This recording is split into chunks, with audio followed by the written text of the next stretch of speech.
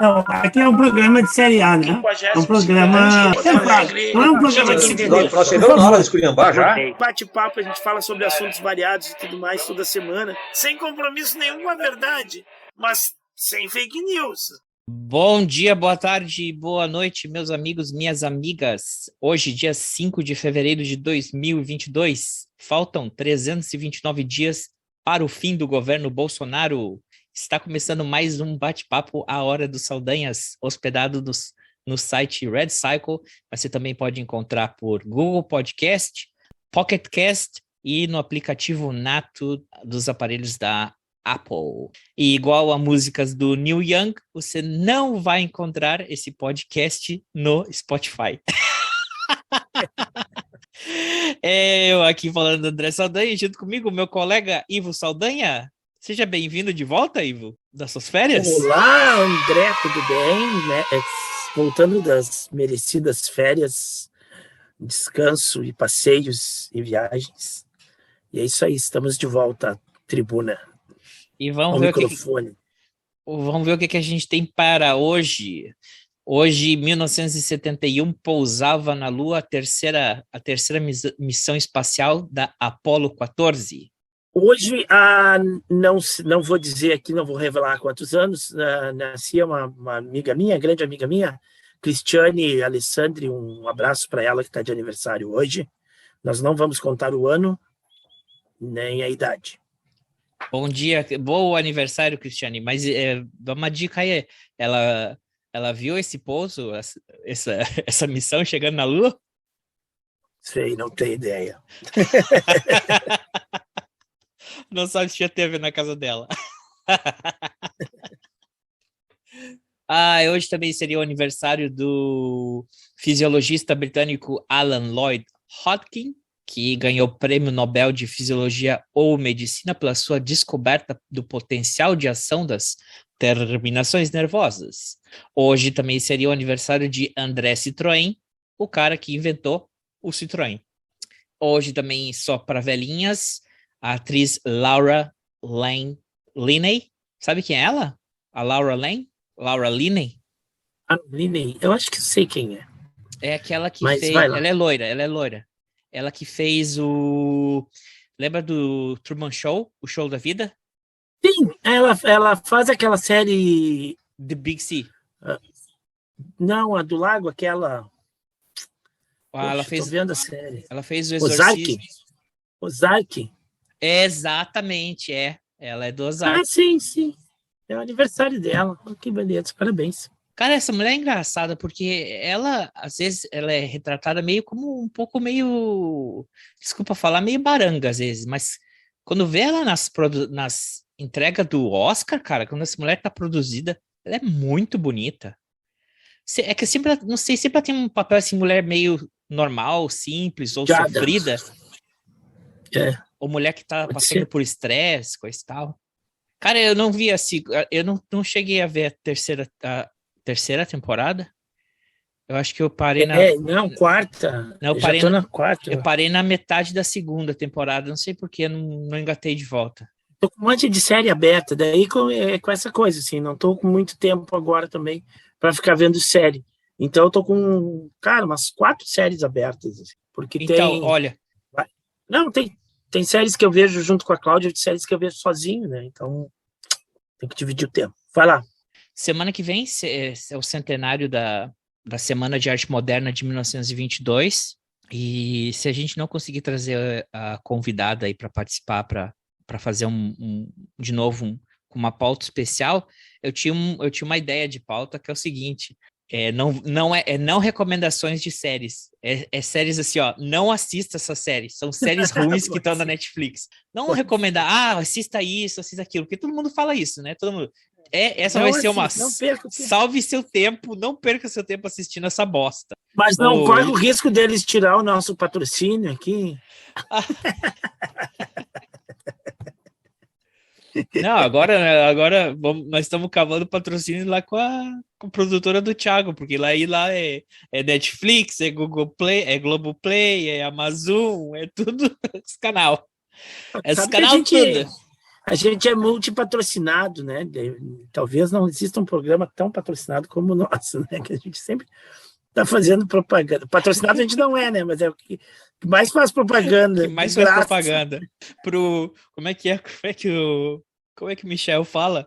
O armazém do esquilo. Armazém do esquilo, é. Outro dia. Vocês viram na praia, né? Que eu sempre olho assim na estatística, eu vejo assim, quem é que nas últimas 24 horas, onde é que ouviram? E teve alguém que ouviu um episódio e estava no Zafari. Pingou dentro do Zafari. Não sei se a pessoa começou a assistir no Zafari ou terminou de dar o download dentro do Zafari. Aí eu mandei pro Michel, olha lá, alguém tá dentro da...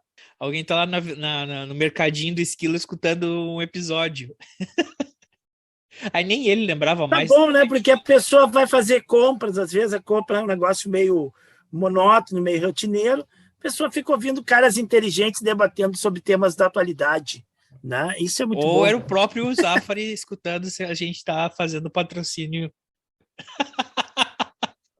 Vamos ouvir esses... Daqui a pouco começa a aparecer os Pix aí, conta do cara. A gente não tem Pix, mas se as pessoas quiserem nos seguir lá no Twitter, @ahoradosaldanha, ou mandar um e-mail para ahoradosaldanha@gmail.com. Que mais? Se quiser, eu posso botar meu CPF. Tu quer? Meu celular aqui tem as chaves. Cuidar aí que abre uma chave também para ser processado. Melhor não. Aí eu tava olhando os nossos queridos seguidores aqui que a gente tem no Twitter, aí eu me deparei com uma notícia, cara. Aí a notícia é a seguinte: OnlyFans. Fábio demite tenente que publicou fotos sensuais em plataforma adulta. Tu viu essa notícia? A tenente deve ser mulher, né? Porque se fosse homem... Não, tenente homem, eles não demitiriam. Não demitiriam? Demitem só mulher. Isso é um preconceito, isso é misoginia, né? A mulher não pode... Todo mundo quer ver foto. Aí que tá a hipocrisia, né? Todo mundo quer ver a foto da mulher pelada, entendeu? Tô olhando ali. Yahoo. Todo mundo quer ver isso aí, entendeu? Mas daí daí demitem a mulher, bota a mulher. Isso é misoginia, isso aí, cara. É machismo. Hipocrisia também. Tô vendo aqui a tenente. Nada é demais. Mas é um avião, né? Engraçado isso aí. Sim. Piloto. Tá. Então tá. Eu tô dizendo que Vamos lá, os assuntos avião, da né? semana. É um avião. Já avisei que vai dar merda isso. É um avião que tá atrás dela, rapaz. Ali na foto, pô. Sim, eu sei, eu vi. Que cara, Eu vi, a pessoa trabalha na FAB, o que mais tem avião, cara. Aliás, esse é um negócio que eu não sei, depois eu tenho que pesquisar, porque isso, cara. O quê?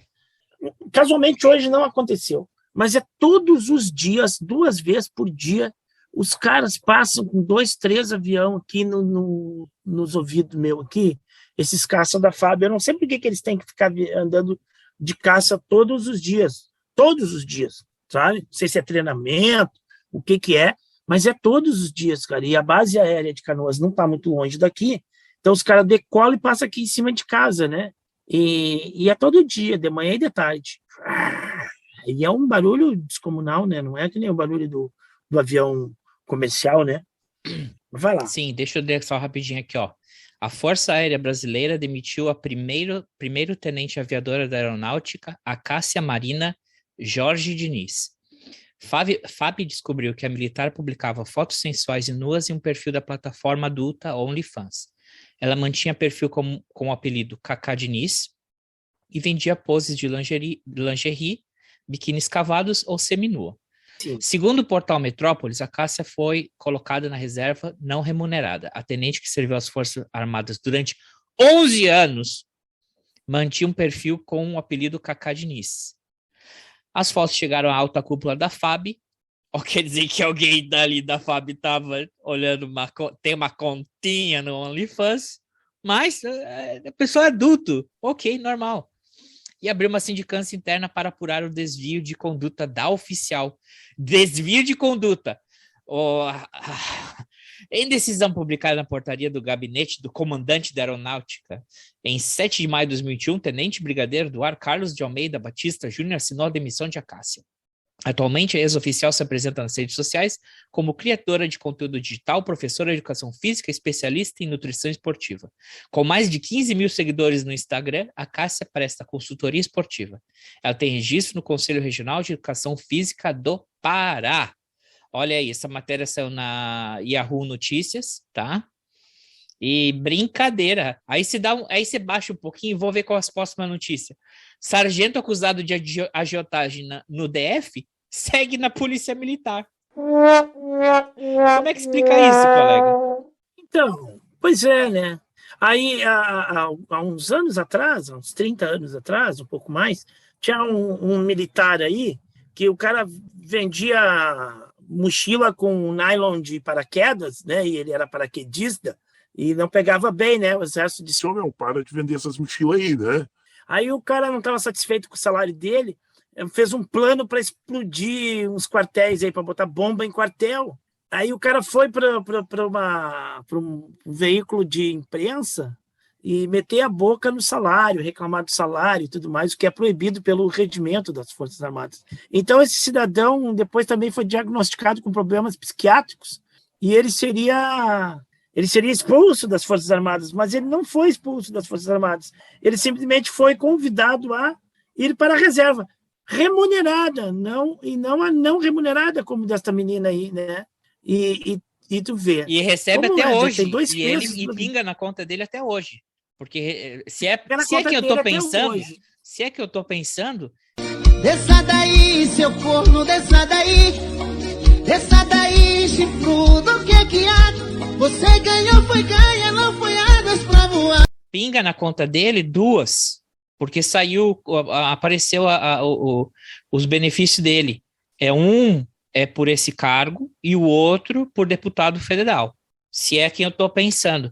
Mas é um caso ridículo, né, cara? Porque ok, vamos lá.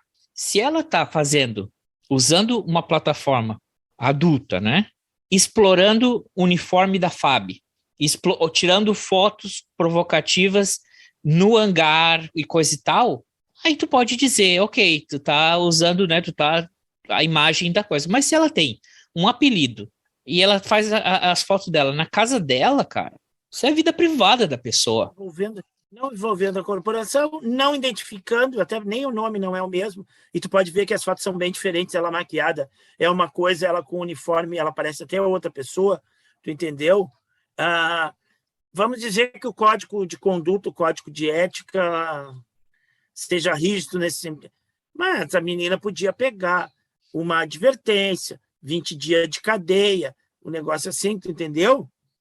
Mas não expulsar a pessoa, né? Expulsar a pessoa sem remuneração. E não entrou ontem, né? 11 anos já é uma carreira.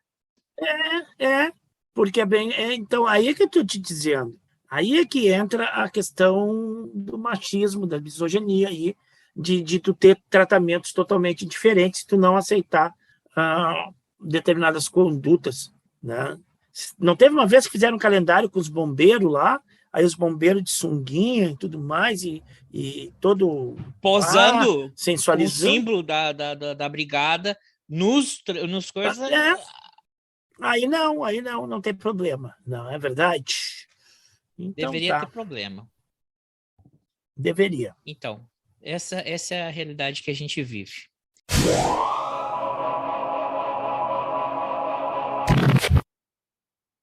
Ô André. Oi. Tu caminhando assim, tu parece o cara da atividade paranormal. O Ivo tava falando, tu saiu correndo de um lado pro outro da tua casa. Parece a atividade paranormal. Eu não vi, que eu tenho medo dessas coisas. Sério? E outro filme maravilhoso que eu ia te recomendar se chama Oculus, que é sensacional. 2, aliás, Oculus e Sinister. Sinister é muito... Sinister me ofereceu os melhores jump scares dos últimos 5 anos, talvez.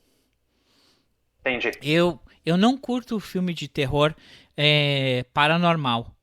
Não? Não, eu não sei. Entendi. É uma coisa que eu não gosto. Entendi. Eu gosto mais, assim, de, tipo, o terror no sentido... Eu curto filme de zumbi e de vampiro. Entendi. Zumbi, vampiro, lobisomem, eu não tenho problema nenhum. Quando toca mais no tema sobrenatural, eu não curto muito. Claro.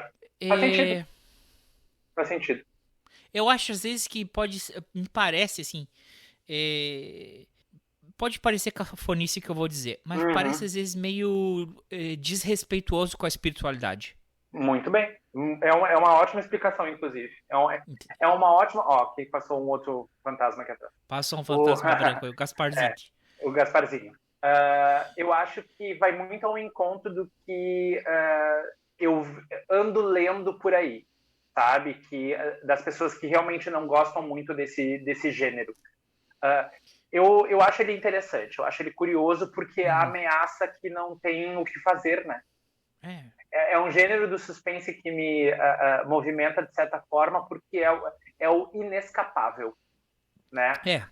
As outras ameaças, normalmente, desse gênero, elas são escapáveis. Você pode encontrar algum tipo de escapar. Por isso que eu gostava tanto do Freddy, do Krueger. Esse é um estilo que eu gosto. Porque ele tem mais uma coisa assim de... Eu gosto também quando as coisas elas conseguem extrapolar e utilizar da cinematografia. Entendeu? Então, tu imaginar que o teu medo é dormir. E ele vai usar o teu medo quando tu dormir contra ti mesmo. Então, sempre eram os pesadelos das pessoas que ele usava pra matar eles. Eu achava isso muito criativo. Ou como premonição. Que, né, sempre vai ser alguma morte escatológica criativa. Que o destino vai dar um jeito... A morte vai dar um jeito de... Eu gosto assim... Tem alguns que me fura a minha bolha e eu acabo assistindo. Como é que é o nome daquele do poço? The Ring. The Ring. Eu morava em Noronha nessa época. E aí acabei tendo que ver o filme porque a gente também morava numa república. E eu sou muito atento aos detalhes nos filmes. E eu tava vendo pela primeira vez com gente que já tinha visto. Quando tem uma cena do Ring...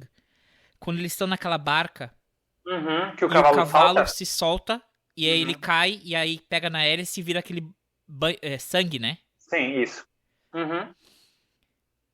Tu sabe que tem um frame ali entre aquela cena e a próxima cena, que é o Ring?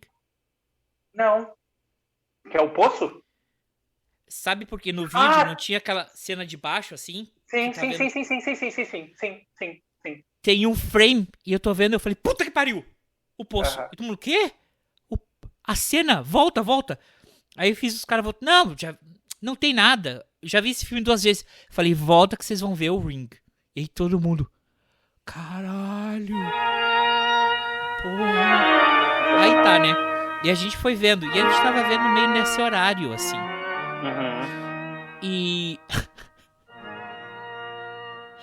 E justo o filme vai acabando os últimos minutos e está entardecendo.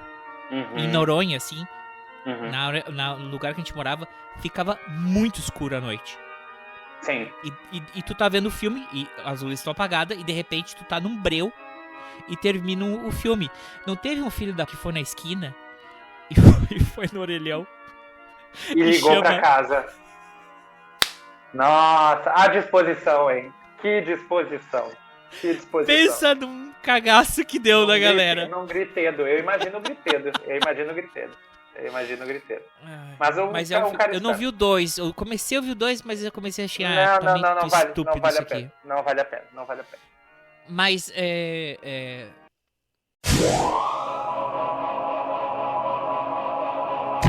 Sem compromisso nenhum com a verdade, mas sem fake news. Mas não acontece, porque também tem um pessoal que tem essa coisa, não. Mas no Brasil ninguém é machista. No Brasil não é racista, isso aí é mimimi de vocês que querem lacrar e não sei o que, criar problematização, porque aqui não tem nada disso. Não tem é pouco, né? Ó, tem um fato chocante, que é o fato chocante da semana, tá? Eu não vou falar... Não, eu não vou falar do rapaz do Congo lá, que hoje teve ato pelo Brasil inteiro, né? Por ele e tudo mais. E esse não é o fato da semana, na realidade, porque isso aconteceu dia 24, se eu não me engano, e veio a público um tempo depois. Então eu não vou falar porque esse não é o fato da semana, embora seja horrível em todos os aspectos, né? Mas é um assunto que já está bem debatido por todo mundo aí, bem comentado. Um ato de... Isso representa o racismo que a gente chama de racismo estrutural, velho. Não é uma coisa que é direcionada a uma pessoa, né? Ele é uma coisa... como que eu vou dizer assim? Não é que seja inconsciente, mas ela já é inerente, entendeu? O caso do cidadão que estava chegando na sua casa e tomou 3 tiros do vizinho. Tu viu esse fato? Eu vi. É um PM também, né? E eu vi. É um sargento. Não, é um da Sargento Marinha. da Marinha. Ele é sargento da Marinha. No depoimento, primeiro que no depoimento dele, ele é relatado como vítima. Hã? O cara que atirou estava lá como vítima no depoimento dele, no BO. Como vítima. Aí depois, como o caso ganhou uma certa repercussão, aí depois pegaram e mudaram para autor, tá? Aí ele, no depoimento, ele disse... Estava escuro dentro do carro, eu não conseguia ver direito. Estava chovendo, o vidro do meu carro é escuro e eu não vi direito. Então tu não vê direito e tu sai atirando, entendeu? Nós estamos numa espécie de barbárie, tu vê um corpo preto e tu já julga. Então, olha, esse é um ataque à vida humana, à família do cara, à raça, né? Raça não, né? Mas aos negros em geral, né? Mas é um ataque ao Estado Democrático de Direito também. É um ataque à República, aos fundamentos republicanos. Porque tu indicia, tu suspeita, indicia, acusa, julga e executa. Não, e executa uma pena que não existe, né? Não existe pena capital. Exatamente, no Brasil. Não existe pena de morte no Brasil. Mas então o cara faz tudo isso em 3 segundos com a justificativa assim. Eu achei que eu ia ser assaltado. Não, você é burro, cara, que loucura. Como você é burro. E eu olhei as imagens várias vezes, porque vários telejornais mostraram a imagem. Cara, porra, qualquer um vê. Sabe, tu sabe quando o cara pode estar mal intencionado, quando o cara quer sabe? O cara não estava nem olhando pro carro dele, o cara estava longe do carro dele, o cara estava caminhando devagar, assim, distraído, com a mão dentro da bolsa. O cara que vai te assaltar, ele vai te surpreender, ele vai querer chegar rápido ali, né? Ele vai, daqui a pouco, te dar o bote. Mas um cara que está caminhando longe, né? Que está olhando para uma bolsa, assim, ele não é uma atitude de quem vai assaltar, né? O cara estava chegando, era nítido, assim, tu olha a imagem, tu vê assim, a pessoa que está chegando à sua casa, ela não está rondando o carro do cara, ela não fez nada ameaçador. Tanto é que o cara nem viu, né? Ele tomou de surpresa os tiros, o cara tirou de dentro do carro. Tá? Outra coisa, tu tá armado e tu é um militar, então tu abre a porta do teu carro, tu sai e saca a arma e aponta pro cara. Porque se o cara ainda não sacou a arma, ele não vai sacar, ele não vai entrar em bang-bang. Acho que o pessoal tá vendo muito filme de bandido e mocinho, de tiroteio, de bang-bang, porque isso não acontece. Isso não acontece. O cara que tá tentando te assaltar, se ele não tá com a arma na mão, e tu sacar uma arma para ele, ele não vai sacar a arma dele. Porque o cara é menos burro do que o cara que está armado e é assaltado, e o bandido vem com a arma na cara e o cara tenta sacar a arma, e ele morre. Né? Toda vez que alguém te apontar uma arma e tu tentar sacar a tua arma, tu vai morrer. Né? É óbvio isso, sabe? Não dá tempo. Se a pessoa está com a arma na mão, sabe? É só em filme de bang-bang que o cara saca mais rápido que todo mundo e atira e mata todo mundo. É só em filme. Na vida real não acontece, certo? Então, se o cara é um marginal e ele está pensando em assaltar alguém, e alguém aparece armado e aponta uma arma para ele, o que é isso? Não é nada comigo, dá as costas e vai embora. Ele não vai sacar a arma dele. Se ele fizer o movimento de sacar a arma, ele vai morrer. E ele, no momento, não é isso que ele quer a surpresa. Então, nada justifica, sabe? Não tem medo que justifique a atitude do cara esse. Isso me parece os tempos difíceis que a gente está vivendo, né? As pessoas se autorizaram a isso. As pessoas entraram, botaram na sua cabeça que ter uma arma lhe dá segurança. E ela não dá, porque ele Se ele fosse para ser assaltado mesmo, ele seria assaltado, ele perderia a arma, ele tomaria tiro, entendeu? Então, a arma não dá essa segurança, mas dá essa impunidade, dá essa sensação de impunidade e essa sensação de que é legítimo. Eu tenho a minha arma e eu posso atirar se eu estou sendo ameaçado. Ou se eu acho que eu estou sendo ameaçado. Ou se eu penso que eu vou ser ameaçado. Ou se eu imagino que pode ser que, de repente, talvez, quem sabe, eu seja ameaçado, então eu já saio dando 3 tiros. Depois diz que o cara ficou consternado e tudo mais. Mas onde é que a gente está vivendo, sabe?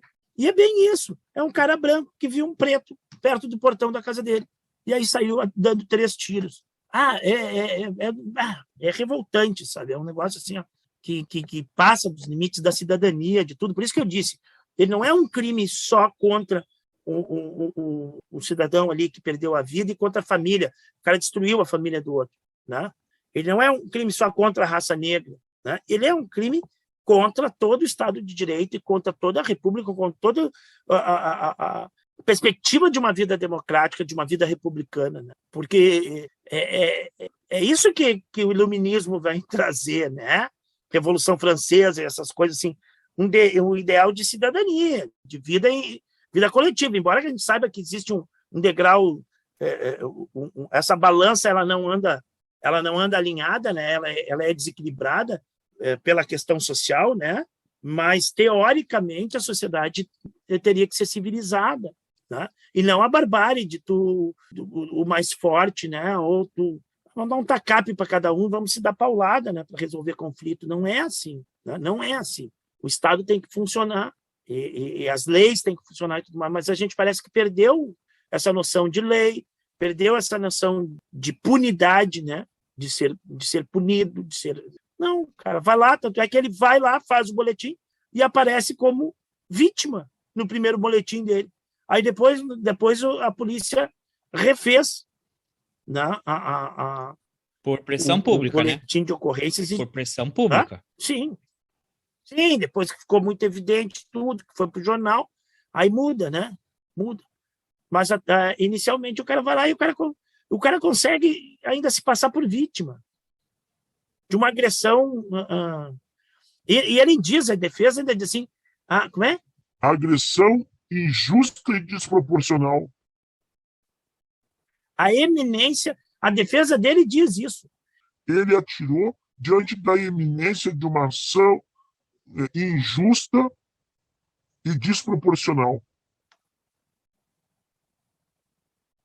O cara pegando a chave na sua bolsa, caminhando lentamente, olhando para o chão, não está nem olhando para o carro dele, não está nem focalizando o carro dele. E aí ele diz que ele está com a visão, o vidro do meu carro é escuro, estava chovendo, então atirou de dentro do carro mesmo, assim, ó, por favor. Vamos ter que ver, né? Mas como é que isso aí vai desenrolar? Carece de um pouco mais de investigação, porque dá às vezes até a impressão que é premeditado. É aquilo que a gente falou antes, o cara vai para um protesto usando um rifle, é porque ele quer dar um tiro em alguém. O cara tá dentro do carro e com vidro fumê, provavelmente, né? E já sai atirando, é porque ele quer matar alguém. Ele só tá esperando uma desculpa. Oportunidade. Ele quer uma oportunidade. Ele tem uma arma e um dia ele quer usar essa arma. Um dia ele quer essa oportunidade. Pois é. Complicado, né? Mas é triste porque já de tantas outras que a gente nem relatou, né? Mas a gente já pontualmente, essa seria a segunda vez que a gente tá...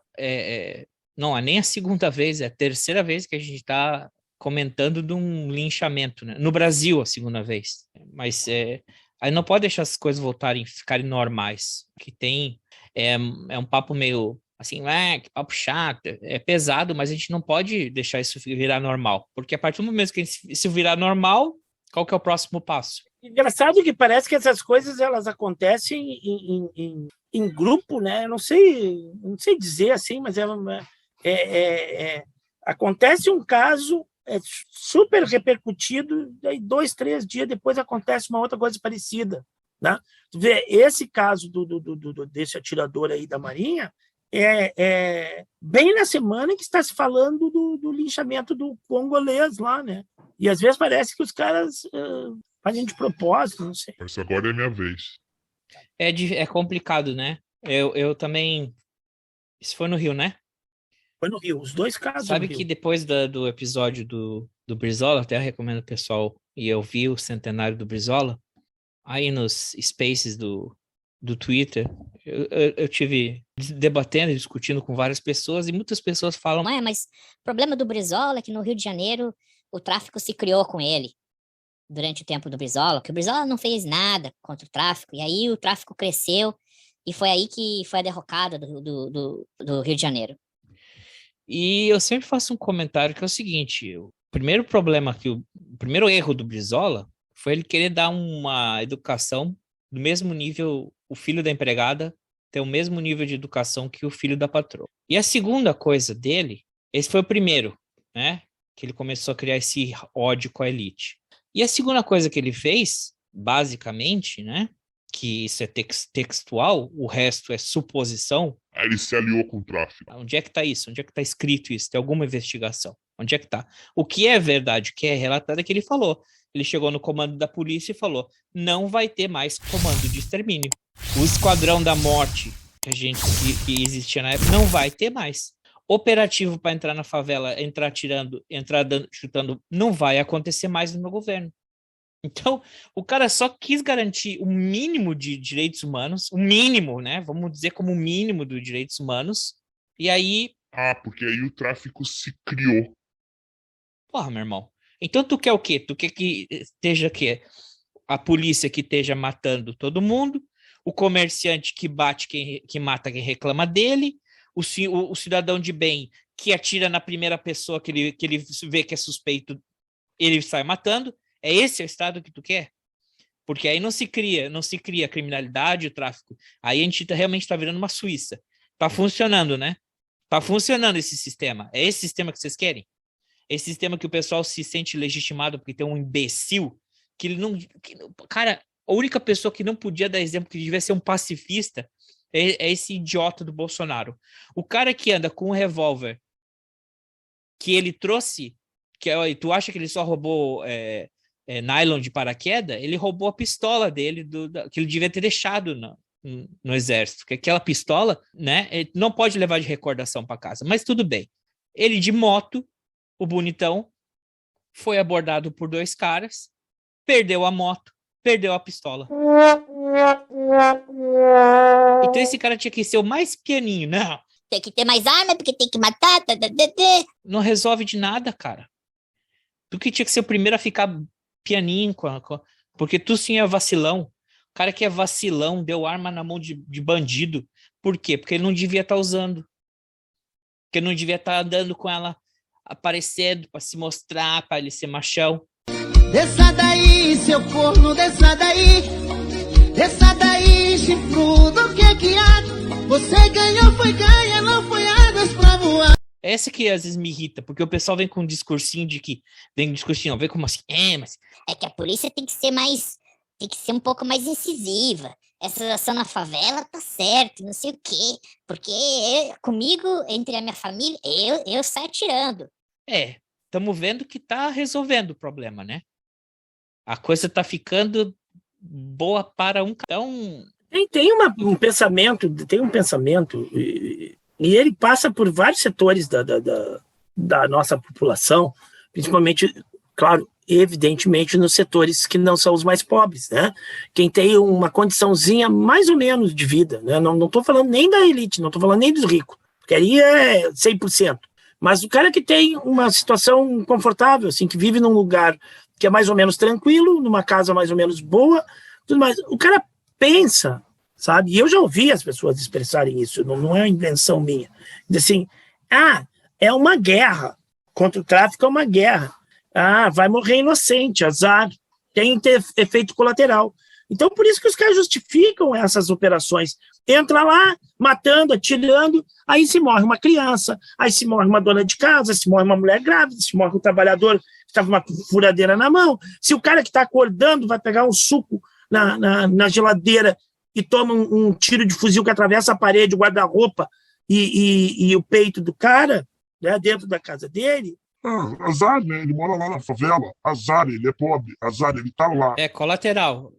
Efeito colateral. Tá lá, né? Porque se esse efeito colateral for bater no bairro Bacana? bom, não precisa nem ser no bairro bacana. Bairro médio. Num bairro mais ou menos, que não é uma comunidade, que não é uma favela, mas aí entra o desespero. Imagina, vidas inocentes estão sendo perdidas. Mas quando a vida inocente está sendo perdida dentro da favela, não. Tá lá, né? Então tem um componente social nisso aí também. Tem, né? tem. E ontem mesmo eu vi isso 2 vezes. São pessoas que não são de elite, tá? Eu vi a mesma coisa. Mas você vê que são 2 pessoas brancas que estão numa... Ok, não são ricos, vamos ser bem sinceros. No Brasil, só tem rico, o resto é tudo pobre. O pessoal acha que eu sou rico, tu tem um carro, tá na prestação, tu é pobre. Rico é o cara que acorda de manhã e não tem que trabalhar. Esse é rico. O resto, nós todos somos pobres.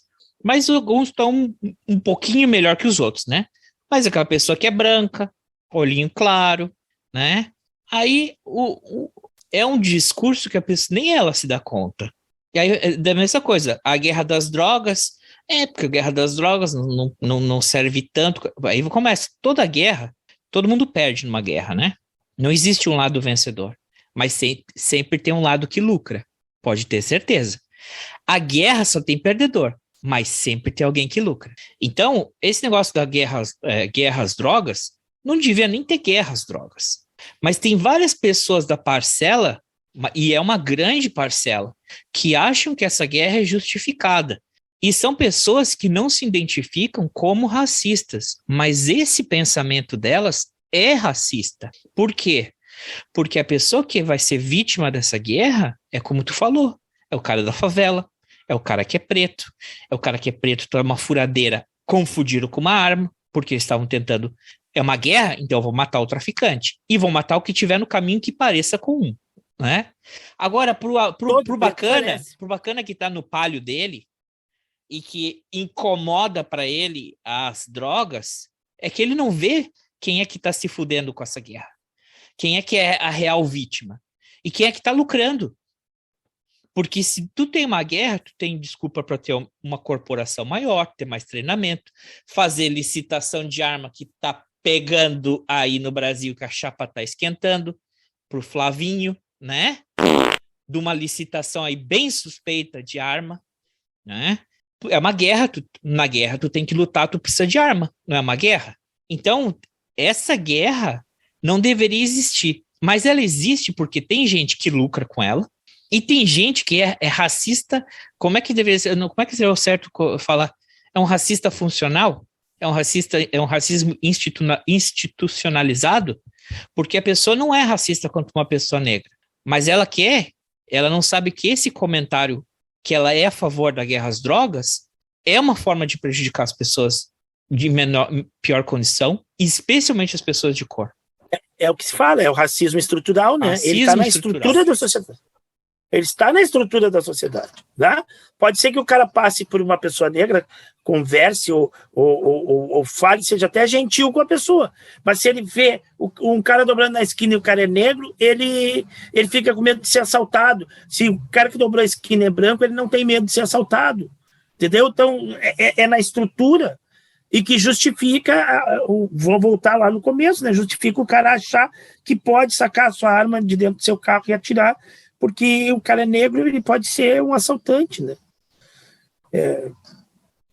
Terrível, terrível. E é isso que eu digo, às vezes, cara, eu tava vendo um debate ontem, era um cara que ele é um delegado no Rio de Janeiro, tá? E as pessoas aí começaram com essa, né, levantar. Aí o cara que teve que explicar. Cara, você sabe quem é que são as pessoas que mais morrem nessa guerra? Porque também uma outra pessoa veio com o sistema carcerário, não sei o quê, que a gente tinha que... ele falou, cara, tu jogar uma pessoa dentro de uma cadeia, tu não tá resolvendo o problema da criminalidade. Tu tá tirando da tua vista. Né? Não foi nesse debate, foi um outro debate. Uma tragédia já anunciada e que tem relação com interesses econômicos. Né? O interesse maior em se lotar, em se colocar, né, mais presos no sistema principalmente investindo em construções de presídio, né? Porque não tem uma coisa que aumente mais o número de presos do que você construir unidades. Quanto mais unidades prisionais são construídas, mais presos você tem para botar lá. São Paulo hoje é o estado do Brasil que tem 1/3 da população carcerária de todo o país. Isso não se dá porque em São Paulo tem 1/3 dos índices criminais do país. Isso se dá porque São Paulo foi o país que mais investiu em construção de presídio. O que significa que quanto mais presídios se constrói, mais pessoas nós temos para colocar lá. E hoje, os estados apontam para essa política, construção de presídio. Isso tudo é voltado para um objetivo econômico. Quando chegarmos a 1 milhão de presos, isso vai ser em pouquíssimo tempo, podem ter certeza que nós vamos fazer o mesmo caminho que foi feito nos Estados Unidos, que é a privatização do sistema prisional. Essa privatização vai se dar, né, de uma forma acelerada e provavelmente seguindo o mesmo modelo. Hoje, nos Estados Unidos, você tem empresas de capital aberto, empresas SA, que operam na Bolsa de Valores e administram o sistema prisional. Mas aí o cara tem que explicar, cara, de uma forma bem calma e coisa e tal, e pro branquinho de classe média entender que esse problema chato, esse incômodo que é a criminalidade, as drogas, né? É uma coisa muito mais complexa, e quem tá se fudendo nessa guerra não tem nada a ver com essa história, entendeu? Porque se tu fizesse como o pessoal faz, por exemplo, Portugal, descriminalizou, né, todas as drogas. E aí, o que se gasta com o combate à guerra às drogas vira um problema de saúde, entendeu? Não vai mais lutar contra o traficante. Não é crime agora, amigo. Vai lá fazer o teu... Quer vender, vende. Quer vender, vende. Compra.